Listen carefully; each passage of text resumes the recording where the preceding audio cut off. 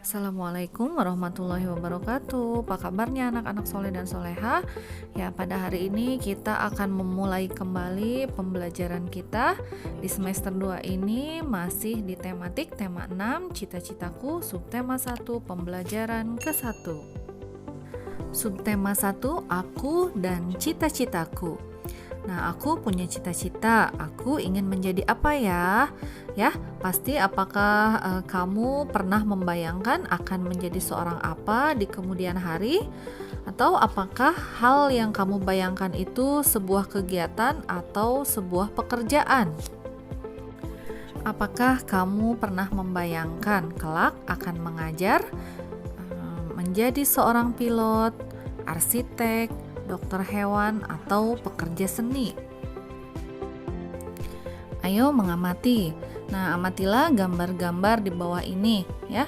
Pada gambar berikut ini kita diminta untuk menjelaskan kegiatan atau pekerjaan yang dijelaskan dari gambar di bawah ini. Jelaskan juga keahlian atau kegiatan yang sesuai dengan jenis pekerjaannya. Ya, pada gambar yang pertama, aku adalah seorang guru. Kegiatan utamaku sehari-hari adalah mendidik murid-murid untuk berkepribadian baik dan mengajari murid-murid berbagai mata pelajaran dan memastikan semua murid memahami apa yang sudah diterangkan. Kemudian, pada gambar yang kedua, jenis pekerjaan ini adalah aku seorang arsitek ya. Kegiatan utamanya adalah merancang dan mendesain bentuk bangunan. Ya, untuk gambar nomor 3, 4, dan 5, silahkan kalian tuliskan kegiatan atau pekerjaan yang sesuai dengan gambar dan jelaskan juga keahlian atau kegiatannya sesuai dengan jenis pekerjaannya. Ayo membaca. Udin dan Beni ternyata memiliki cita-cita yang sama. Mereka berdua ingin menjadi seorang guru. Menurut Udin, ia ingin menjadi guru karena gurulah yang membuatnya menjadi selalu ingin tahu tentang banyak hal. Udin menunjukkan sebuah tulisan dari sebuah majalah untuk menjelaskan pendapatnya tentang guru. Berikut teks yang ditemukan Udin. Cita-citaku. Anganku melayang ke masa depan. Aku ingin menjadi seorang guru. Guru adalah pejuang ilmu di garis depan. Guru tanpa pamrih berbagi ilmu. Aku akan berusaha mencapai cita-cita. Takkan lelah aku mencari ilmu. Takkan aku berpangku tangan saja demi tercapainya cita-citaku. Teks tersebut dengan judul Cita-citaku merupakan sebuah karya yang disebut puisi. Puisi merupakan salah satu bentuk karya sastra dengan bahasa yang indah dan penuh makna. Ciri-ciri puisi, yang pertama ada judul.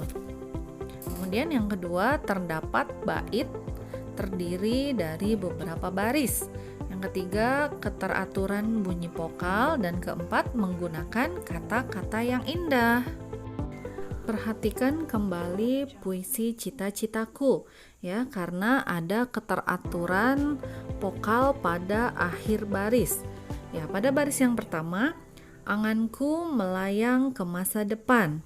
Nah, perhatikan pada akhir vokal baris yang pertama itu adalah akhir vokalnya adalah A. Kemudian pada baris yang kedua, aku ingin menjadi seorang guru.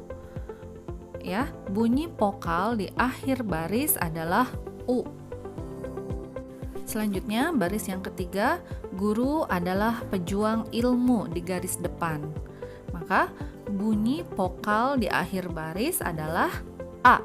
Selanjutnya baris yang keempat, guru tanpa pamrih berbagi ilmu.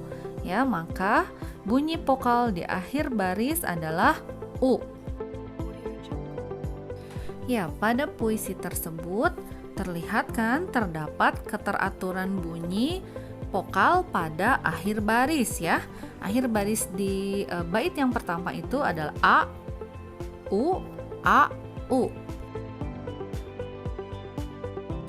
Ya, pada puisi Cita-Citaku ini terdapat 2 bait ya, masing-masing bait terdiri dari 4 baris.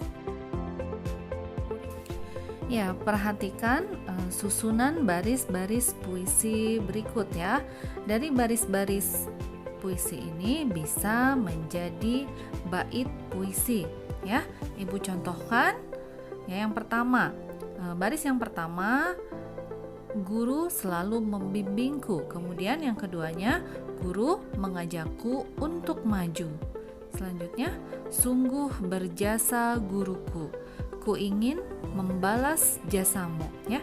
Ini adalah baris-baris puisi yang sudah tersusun sehingga menjadi satu bait puisi. Ya, anak-anakku, semoga kalian paham materi tentang puisi. Ya, untuk tugas yang kedua, buatlah sebuah puisi sesuai dengan cita-cita kalian ya. Kalian buat puisi tersebut, kemudian kalian bacakan puisi tersebut, kirimkan dalam video ya, kirimkan di grup WA. Ya, anak-anak pintar, perhatikan gambar beberapa hewan peliharaan berikut. Gambar-gambar tersebut menunjukkan bahwa ada anak-anak hewan dan ada hewan yang sudah dewasa. Artinya hewan-hewan tersebut mengalami pertumbuhan. Ada tahapan-tahapan yang dilalui oleh hewan itu, dari anak-anak hewan menjadi hewan dewasa. Nah, ayo kita cari tahu tahapan-tahapan pertumbuhan hewan. Semua makhluk hidup mengalami pertumbuhan dan perkembangan. Hewan dan manusia mengalami beberapa tahapan pertumbuhan dan perkembangan dalam kehidupannya. Tahapan pertumbuhan dan perkembangan hewan membentuk sebuah siklus hidup atau daur hidup. Hewan mengalami tahapan pertumbuhan dan perkembangan yang berbeda-beda. Ada jenis hewan yang mengalami perubahan bentuk di setiap tahap hidupnya, namun ada pula hewan yang tidak mengalami perubahan bentuk pada setiap tahapannya, ya, selain bertambah besar saja. Hewan yang mengalami perubahan bentuk dalam siklus hidupnya berarti mengalami metamorfosis. Sedangkan hewan yang tidak mengalami perubahan bentuk dalam siklus hidupnya berarti tidak mengalami metamorfosis. Nah, di antara hewan yang mengalami metamorfosis ada hewan yang mengalami perubahan bentuk pada setiap tahapannya. Ada juga yang tidak. Hewan yang mengalami perubahan bentuk pada setiap tahapan pertumbuhan dan perkembangannya dinamakan mengalami metamorfosis sempurna. Sedangkan hewan yang mengalami perubahan bentuk hanya pada beberapa tahap tumbuh kembangnya dinamakan mengalami metamorfosis yang tidak sempurna.